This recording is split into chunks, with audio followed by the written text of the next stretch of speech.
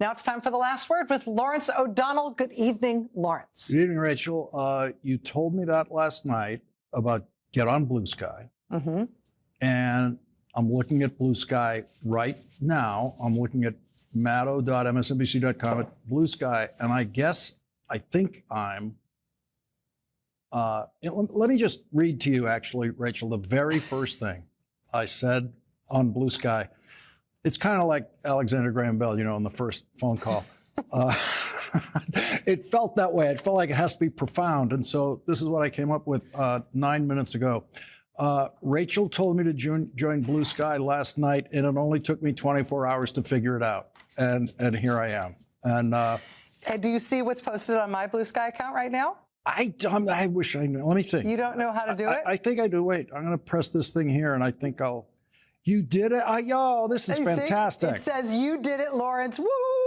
Yes, and then I also replied to your message to encourage you to do more because you're perfect. Yeah, no. Listen, I'm gonna pull an all-nighter now, and just that's all I'm gonna do is I'm gonna sky. They call it sky? Is that what I'm just gonna sky? I don't know what they call it. You can just follow all the people that I'm following. I'll follow the people that you're following. We'll make a whole thing.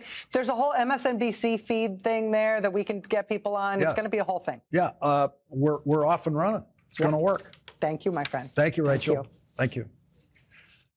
Well, the White House press briefing room is now a waiting room for a plane that's never going to take off.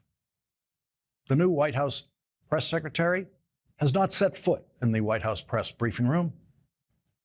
One of Donald Trump's White House press secretaries never set foot in the White House press briefing room in the last Trump presidency. That last Trump White House went over 300 days without a press briefing. 300 days. And then 4 years ago, this is what happened in the White House press briefing room on Inauguration Day.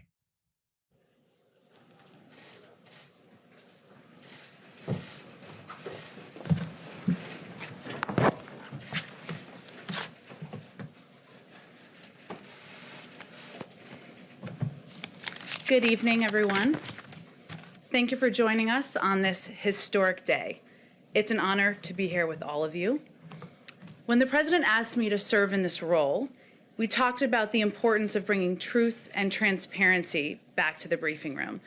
And he asked me to ensure we are communicating about the policies across the Biden-Harris administration and the work his team is doing every single day on behalf of all American people. There will be times when we see things differently in this room, among all of us. That's okay. That's part of our democracy. The Trump White House doesn't think so. They don't think that's part of our democracy. They don't care about what Jen Psaki just called our democracy. Every day, Jen Psaki walked into that briefing room every day for 2 years and took all of their questions and handled those questions masterfully, better than any White House press secretary of the television era. Then Karine Jean-Pierre took over the briefings every day for 2 years. The White House press corps became as openly hostile to Karine Jean-Pierre as they have ever been to a White House press secretary, including the famously beleaguered Ron Ziegler of the Nixon White House, who had the impossible press secretary job of trying to defend a criminal president. The White House press corps attacked Karine Jean-Pierre more than they ever attacked Ron Ziegler, because although there are some able and honorable reporters in that room, as a group, they have absolutely no sense of balance whatsoever. And as of tonight, there is no White House briefing even scheduled, none. And there is not a single complaint from the White House press corps. They could turn on their cameras and scream at the empty podium and televise that to show their outrage at not being allowed to ask a single question of the White House press secretary, but they would never dare do that in the Trump White House. We all know that life isn't fair, and Washington certainly isn't fair. And the White House press corps, for this first week at least, personifies just how unfair Washington can be. We should not pass from the Biden White House to the Trump White House without noting the grotesque double standard that the Washington press corps has applied to Joe Biden and Donald Trump, entirely to Donald Trump's benefit. It's not just Republican members of the House and Republican members of the Senate who know better, who have accommodated themselves to Donald Trump. We all know that Republicans in Congress who know better, who have accommodated themselves to Donald Trump, do that completely out of fear, the fear of losing their re-elections to a Trump-favored candidate. Bravery is not a typical characteristic of politicians, so there's no surprise in politicians, Republican politicians' fear of Donald Trump. And it doesn't take bravery for a reporter to scream at Karine Jean-Pierre in a White House press briefing. And it didn't take bravery for reporters to scream at Joe Biden in the Oval Office, as they did, or in the Roosevelt Room, as they did. But it would take bravery for them to scream at Donald Trump or at the White House press secretary working for Donald Trump if she ever shows up in that briefing room in, say, the next 300 days. Don't be surprised if you don't hear reporters screaming in the White House for at least another 4 years, because Washington is now operating under the Trump standard. And it is not just Republican politicians who are operating under the Trump standard. The day after Donald Trump legally forgave, through commutations or pardons, all of the people who attacked the Capitol on January 6th, including every single violent criminal who was convicted of physically beating and attacking police officers, even some Senate Republicans couldn't justify Donald Trump's decision. People who committed violent crimes on January 6th of 2021 should not be pardoned. And I think this is a terrible day for our Justice Department. It's wrong to assault anybody, but certainly to assault an officer. And I'm a big back to blue guy. I'm disappointed to see that, and I do hear the message that is sent to these great men and women that stood by us. Glad those words are on the screen because I couldn't hear Senator Murkowski. There was nothing wrong with your TV set. So here we are. It's the Trump standard. Most Republican senators, most Republicans, members of the House of Representatives, are desperately afraid of criticizing Donald Trump for pardoning people who beat police officers, who tried to kill police officers and said they wanted to kill Mike Pence.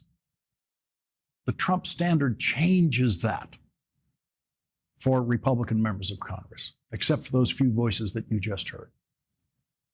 The Department of Justice had to send victim notifications to the police officers who those Trump rioters assaulted and beat and threatened to murder and tried to murder. They actively tried to murder them. Those police officers got victim notifications, as is required by law, saying that the people who attacked them by name, telling them who they were, will be released and have been released back into the community without any court supervision whatsoever. Sergeant Aquilino Gonell received this message this morning, informing him of the release of Frederico Klein, a former Trump appointee to the State Department, actually, who received a nearly 6-year sentence for assaulting police officers and other crimes. Quote, advance notice of this release was not possible since this release was immediate and or unexpected. Upon release, the inmate will reside in Annandale, Virginia, but is not subject to community supervision following release. Prosecutors said that Klein, quote, joined the large mob fighting against the police on the West Plaza. While there, he shoved police officers who were trying to control the crowd and protect the building. During that assault, Klein called out, "You can't stop this." He also called to rioters behind him for help in pushing against the police. Klein was convicted of 8 felonies, including 6 assaults, civil disorder, and obstruction of an official proceeding, and 4 misdemeanors. Because most of the January 6th convicts have served their time already, actually only 211 of the Trump insurrectionists were released by the Bureau of Prisons within the 12 hours of the Donald Trump order. They're now able to stand back and stand by, as Donald Trump might want them to do, ready to engage for Donald Trump in any way he might call upon them to do in the future. Because most of the January 6th convicts have served their time, the entire process of those individuals under the Bureau of Prisons custody took approximately 12 hours and resulted in the release of 211 individuals. In several of these cases, family members and partners helped bring rioters to justice, informed on them in some cases, including leaders and members of extremist groups like the Oath Keepers and the 3 Percenters. And these family members are now afraid for their lives. In an interview with USA Today in October, the ex-wife and son of the so-called Oath Keepers leader, Elmer Stewart Rhodes, expressed fear that they are on a kill list. On this program in October, Jackson Reffitt explained why he reported his father, Guy Reffitt, to the FBI, and that his father brought his guns to Washington on January 6th. Jackson Reffitt told us how he would feel last night if Donald Trump were to free his father. What will it mean to you if all of the January 6th prisoners are released on Inauguration Day? It means I'm always going to be in danger. Trump has said that one of the biggest targets is the enemy within. And I'm sure from a lot of perspectives, such as Trump's, I'm one of those examples. So if my father and everyone involved in January 6th is released, I don't know what else to think other than fear. His father threatened to kill him before he knew that his son turned him into the FBI. Now that Donald Trump has freed them all without supervision, every single prison sentence, from the longest term of 22 years for Proud Boys leader Enrique Tarrio for seditious conspiracy to those with short jail sentences for misdemeanors, they've all been erased. The rioters assaulted more than 140 police officers with chemical spray, tasers, bike racks, stolen riot shields, a fire extinguisher, flagpoles, and other weapons. Some arrived to Washington that day with their guns, and former Capitol Police Officer Michael Fanone testified to Congress that other rioters threatened to shoot him with his own gun. Michael Fanone suffered a heart attack and traumatic brain injury from that attack. In the body cam footage of that assault, Officer Fanone can be heard desperately trying to stop them from killing him by telling them that he is a father.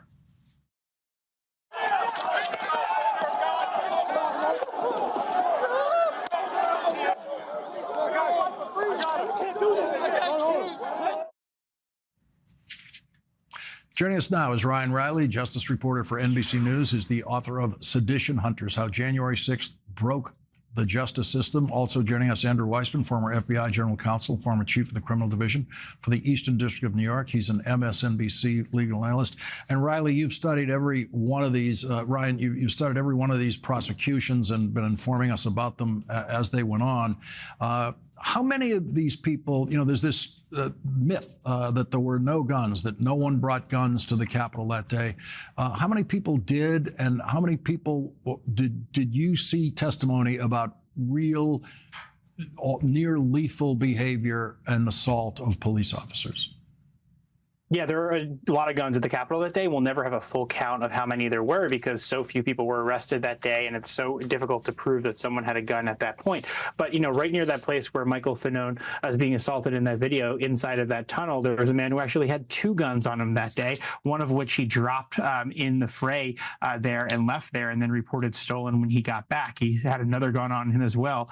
And so that's just one example. But at the tip of the spear, before they actually reached that lower west tunnel, the 2 people at the front of the mob both had weapons on them, including one that was tucked under their waistband. Actually, I was looking through the recent notifications for the U.S. Attorney's Office on the docket today involving a lot of these cases, and one case that the federal government has now moved to dismiss involved another individual that the federal government alleged had a weapon that day. His name is Edward Kelly. He was the 4th person to breach the Capitol. He was wearing paramilitary uniform, and I sat in court and I watched at testimony from this FBI special agent testifying to the fact that they could prove that he had a holster on him that day. It was under the waistband. It was this inside the waistband holster. But, you know, they couldn't prove beyond a reasonable doubt that he had that gun on him that day. But they said that they did believe he had the gun on them that day. But the only thing is that they didn't have a clear picture of that to show to the judge who was overseeing that trial. Ultimately, Edward Kelly was convicted on a number of charges, including assaulting law enforcement officers as he stormed up those Capitol stairs. And that case is now gone. But that doesn't mean Edward Kelly is out, because unlike most January 6 defendants, he has this other case. And that's because Edward Kelly then plotted to murder the FBI special agents who investigated him for January 6 and was convicted by a separate federal jury sitting in the state of Tennessee. This was outside of the district. This was outside of D.C. They convicted him with a jury, a federal jury in Tennessee. And so that conviction was not covered by the pardon, so that still stands today, Lawrence. So Ryan, that's fascinating. Is that the only January 6th defendant who was convicted of crimes on January 6th, who is now in prison tonight because of other crimes related to that committed elsewhere later? Yeah, you know, it's a great question. I think that there are a few defendants who have other charges that sort of grew out of this, right? Because you often find really damning information on people's computers often. And this, the particular example I'm going to next isn't actually an example of that. But there was someone who was recently arrested who, you know, now has been pardoned in the last couple of weeks. They were just arrested on January 6 charges, and their case was just starting to go through the system. And they were actually taken into custody from state custody because they had been convicted of possession of child pornography. So that's how they got into custody. So, you know, there were a lot of individuals who were charged with sex crimes, including horrible sex crimes against children. And so that's just another aspect of this. The pardon, of course, isn't for that behavior, but that is their past criminal behavior. And, you know, there's this myth out there, this notion that these folks were just, you know, upstanding citizens who, you know, made a mistake. And that may be true of many of them who got caught up in that mob mentality. That's certainly true of a lot of them, but there's a significant portion of these individuals who have significant criminal histories, which resulted in them having lengthier sentences, because that's how the system works. If you continue to do something, you're punished more severely, because that's how we set up our criminal justice system. So that's just the reality of these cases. Some of these individuals who committed these brutal assaults have lengthy criminal histories that up to the amount of time that they were sentenced to behind bars. So Andrew, Ryan's just reframed this story for me. Donald Trump has just pardoned people charged with child pornography, possession of, possibly some convicted of. He's pardoned those people. And Andrew, we remember as we were leading up to this, there were many comments by people around Donald Trump saying they were going to go through each one of these cases individually and make sure they were only pardoning worthy people, and they wouldn't pardon anyone who committed any violence against a police officer. Everyone who said that was wrong, and it turns out to be even worse than that. Donald Trump pardoned people who were charged on child pornography charges. So a couple points about that, which is totally right, which is that we're seeing the same kind of dysfunction that we were told wouldn't happen in a Trump 2.0. One of the people who you are referencing who said that, of course, we shouldn't be pardoning people who engaged in violent activity is the current vice president of the United States. Another person who said it would be inappropriate to pardon and to treat leniently people who attacked police officers is the current nominee to be the Attorney General of the United States, Pam Bondi. So you're seeing already this schism where you have Donald Trump making them really look foolish. And the final point that I think Ryan's really getting at is how much we are going to need to look to state law enforcement in these situations to carry the burden, because we no longer, with Donald Trump functionally being the head of the Justice Department and giving direction as to who to prosecute and who will be pardoned and who will not be prosecuted to the Department of Justice, that we are going to have to look to state prosecutions to have any sort of form of justice in this country. And Andrew, in the previous Washington, not controlled by the Trump standard, Pam Bondi would be immediately getting peppered with questions by reporters about Donald Trump issuing these pardons. But according to the Trump standard, she may never answer a reporter's question again. Yeah, I mean, this is your point of the consequence of fear, power, access, and money, and the destabilizing effect it is having on all of the sort of guardrails, including, as you noted, the Fourth Estate is going to be paramount to combat. Again, I do think this is a place where state prosecutions are going to be important. And here's just a classic example. Donald Trump, the one criminal case that went forward was the state case that picked up the charges that were dropped at the federal level under the first Trump administration. And it was Alvin Bragg who picked up the baton to make sure that he was held to account. And it's the one criminal case where there's been a trial and a conviction, and so that at least is something. But that is a perfect example for a model of trying to hold people to account, the people who Ryan so carefully outlined as people who engaged in crimes that should be prosecuted, but under this current Department of Justice may very well not be. Ryan Riley, thank you for your 4 years of coverage of these cases, these prosecutions. And Andrew Weissmann, thank you for joining our discussion tonight. You're welcome. Thank you.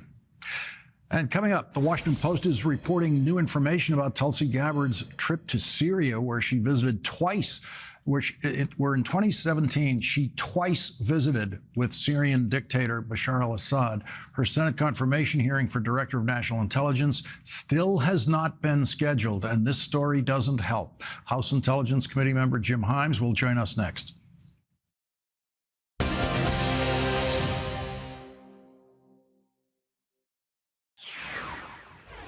Today, the Washington Post reported crucial new information about a 2017 meeting between Syria's murderous dictator Bashar al-Assad and Tulsi Gabbard, who was then a Democratic member of the House of Representatives. The Washington Post report says 4 former staffers who were involved in the discussions told the Post they were alarmed to learn only after the fact that Gabbard had met with Assad twice in 3 days. The aides, one of whom had advised against such a meeting, said they struggled to get direct answers from Gabbard about who she had met with and for how long. Emails, text messages, Google Doc, edit logs, and other records reviewed by the Post show that Gabbard's team had been left largely in the dark about her schedule in Damascus. Her itinerary had changed drastically from a version approved by the Ethics Committee before she left, which listed no meetings with Syrian politicians or officials.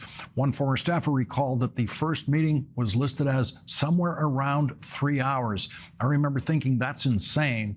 What do you talk about for 3 hours in a supposed unplanned meeting? Joining our discussion now is Democratic Congressman Jim Himes of Connecticut. He's a member of the House Intelligence Committee. What would you want to know in a confirmation hearing from Tulsi Gabbard about this meeting? Well, Lawrence, the story in the Washington Post is her staff trying to figure out why the meeting happened, whether it was 90 minutes or 3 hours. That's not the question. The question is, why in God's name did the meeting happen to begin with?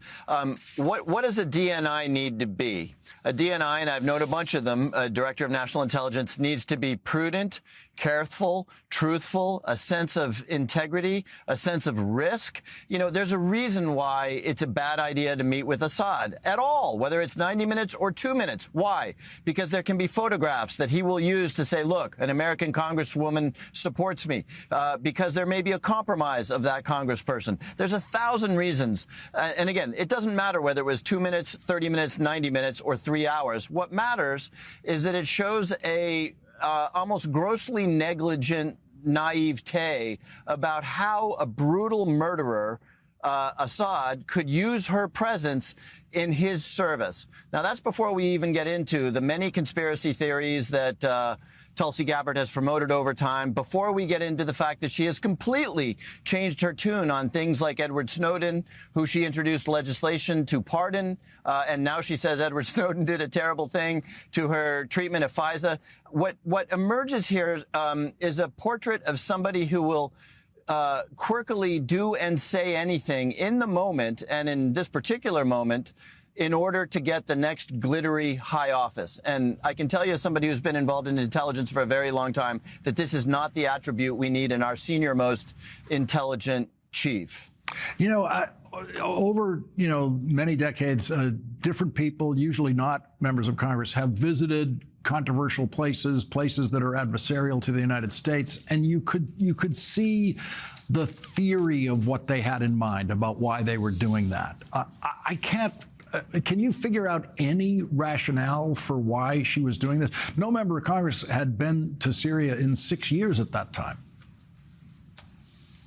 Yeah, and Lawrence, I mean, let's be really discerning and discriminating about what we mean here. You know, Bill Burns, as director of CIA, went and saw Vladimir Putin right before his attack on Ukraine. Bill Burns was in the Middle East to negotiate indirectly with Hamas. Enormously sophisticated diplomats who are trained over many decades, and what the downside is of appearing with bad people are the ones that do those sorts of things. As a junior member of the United States Congress without any diplomatic training or any security briefings, it is a profoundly risky thing to do. And again, it speaks to whether somebody has the judgment, the prudence, and maybe even the character to hold arguably one of the most sensitive posts in the United States government. And I think the answer on that is pretty clear. Congressman Jim Himes, thank you very much for joining us tonight. Thank you, Lawrence. Thank you. Coming up, Donald Trump's choice for the Director of Office of Management and Budget thinks that air traffic controllers and all federal workers are villains. That's next with Senator Jeff Merkley.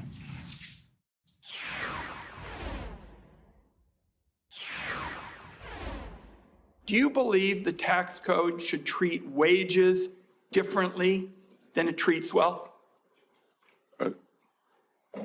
Look, in any tax system that advantages and creates distortions, it is a change that, Senator, it is a decision that was made when the tax codes were written. And so every tax code involves the trade-offs and distortions in favor of other the gains. It sounds to me like you do believe that it's fine to treat wealth more favorably. I couldn't disagree more. The idea that a dollar earned by a hedge fund manager has more value than a dollar earned by a teacher or a factory worker, I just think is a disconnect with the American people. That is Donald Trump's nominee for Secretary of Treasury explaining to the top Democrat on the Senate Finance Committee in his confirmation hearing why he thinks it's perfectly okay for hedge fund managers to not have to pay Medicare taxes because their income is not treated as wages like the rest of us, including the highest paid professional athletes in America, all of whom pay Medicare taxes on their entire contract salaries. Donald Trump's nominee for Director of the Office of Management and Budget, Russell Vought, had the first of two of his confirmation hearings in the Homeland Security and Government Affairs Committee, where New Jersey's freshman Senator Andy Kim asked him about why he thinks air traffic controllers and all federal workers are villains. I've also heard you say in other circumstances, quote, we want the bureaucrats to be traumatically affected. When they wake up in the morning, we want them not to want to go to work because they are increasingly viewed as the villains. We want to put them in trauma. I raise this with you because I was a career nonpartisan civil servant. I worked in multiple departments and agencies. And I guess I just wanted to ask you why you would use a language like villains in talking about people serving our nation. In those comments, I was referring to the bureaucracies that I believe have been weaponized, and there are portions of weaponized bureaucracies across the federal government. The Senate Budget Committee, which also has jurisdiction over the Office of Management and Budget, will hold a second confirmation hearing on Russell Vogt tomorrow. Joining us now is the top Democrat on the Senate Budget Committee, Senator Jeff Merkley of Oregon. He's also a member of the Appropriations Committee. Senator Merkley, I have some doubts about that answer he just gave, the idea that there are weaponized federal workers out there, and he only means them when he's talking about federal workers. No, absolutely. Let's recognize that Russell Vogt may well be the most dangerous nominee that Trump has been put forward. He hasn't gotten the same attention as many others. But why do I say that? Major architect of Project 2025. He's whip smart. He has vast experience. He was the director of the Office of Management and Budget at the end of the last Trump administration, and he is ideologically driven. And what he wants to do is cut the basic programs that support health care, housing, education, and good-paying jobs, and things like child tax credit. He wants to cut those, and he wants to drive through massive new tax cuts for the very richest Americans. That's what he's all about, and he has made it very clear that he's willing to break the law to do so. In fact, GAO found he broke the law 8 times by keeping agencies open that he wasn't supposed to keep open.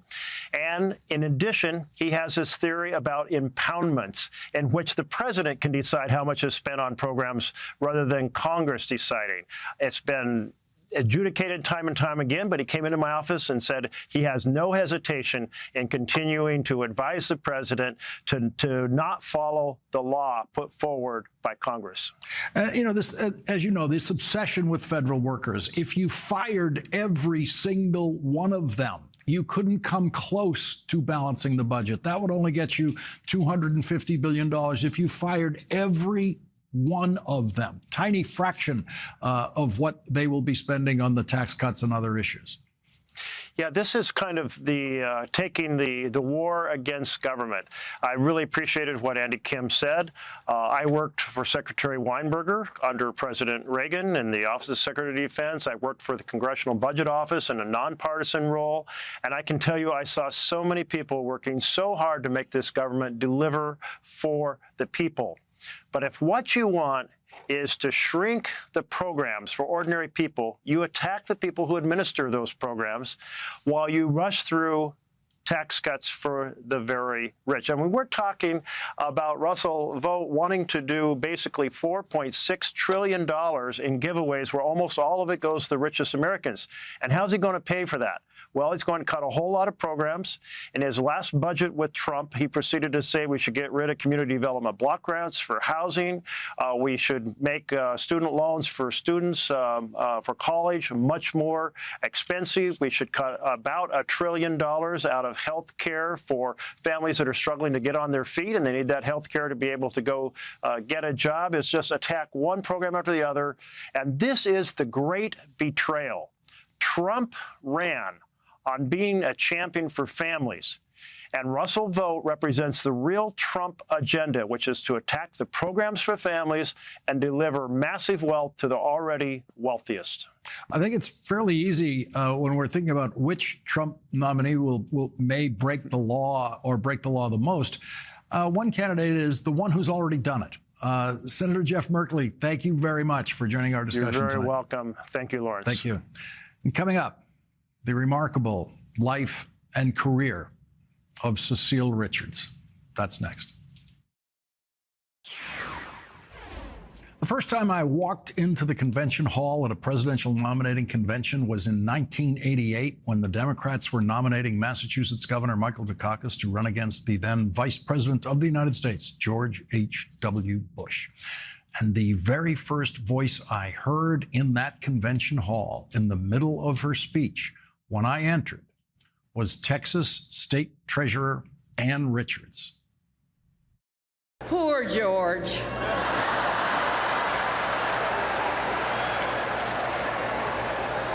He can't help it.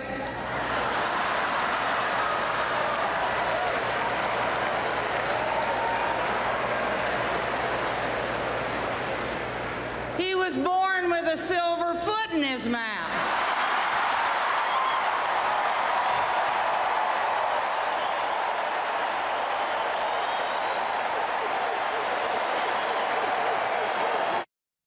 Ann Richards was then the most prominent woman in American politics. She went on to serve as governor of Texas and was defeated in her reelection campaign as governor in 1994 by the first-time candidate for office named George W. Bush. Here she is with her then 38-year-old daughter, Cecile, after that reelection campaign. Were you worried about her? Was I worried about her? I mean, I guess, you know, she's been through it all. Worry about her is not a term I would use. Yeah, I don't think that's a problem. No.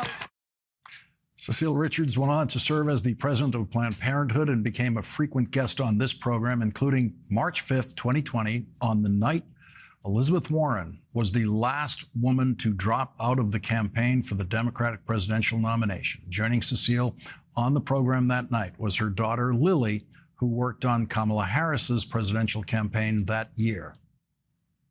Cecile, your mother was that kind of inspiration, and Elizabeth Warren is one of this generation's inspirations like that. The message, I hope, is getting through that that's what girls do.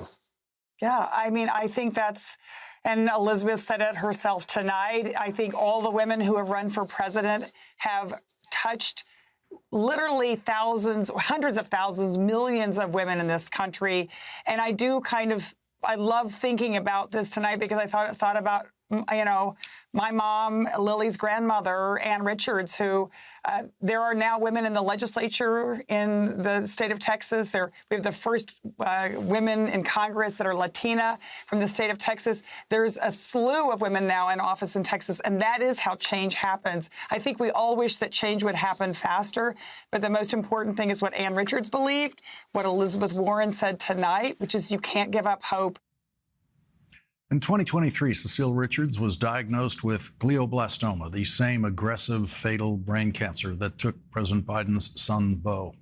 I last saw Cecile Richards at a small group dinner in New Orleans last March when she was as cheerful and passionate as ever without showing the slightest hint of what she was suffering. Yesterday, Cecile Richards' family released this announcement. This morning, our beloved Cecile passed away at home, surrounded by her family and her ever-loyal dog, Ollie. Our hearts are broken today, but no words can do justice to the joy she brought to our lives. We are grateful to the doctors and healthcare workers who provided her excellent care, and the friends, family, and well-wishers who have been by her side during this challenging time. If you'd like to celebrate Cecile today, we invite you to put on some New Orleans jazz, gather with friends and family over a good meal, and remember something she said a lot over the last year. It's not hard to imagine future generations one day asking, when there was so much at stake for our country, what did you do? The only acceptable answer is everything we could. Kirk, Lily, Hannah, and Daniel. Cecile Richards was 67 years old. President Biden, who awarded Cecile Richards the Presidential Medal of Freedom in November, said, "Jill and I are deeply saddened to learn of the passing of Cecile Richards. Cecile fearlessly led us forward to be the America we say we are, carrying her mom's torch for justice. She championed some of our nation's most important civil rights causes. She fought for the dignity of workers, defended and advanced women's reproductive rights and equality, and mobilized our fellow Americans to exercise their their power to vote. She was a leader of utmost character, and I know that her legacy will continue to inspire generations to come. Jill and I are sending our love and strength to her husband, Kirk, her children, Daniel, Hannah, and Lily, her grandson, Teddy, and the entire Richards family. In August of last year, Cecile Richards followed in her mother's footsteps when she stepped up to the microphone at the Democratic National Convention. These last few weeks have been a celebration of women, from cheering on Team USA to supporting Kamala Harris for president.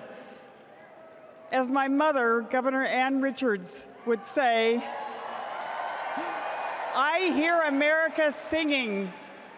When women are free to make their own decisions about their lives and to follow our dreams, we are unstoppable.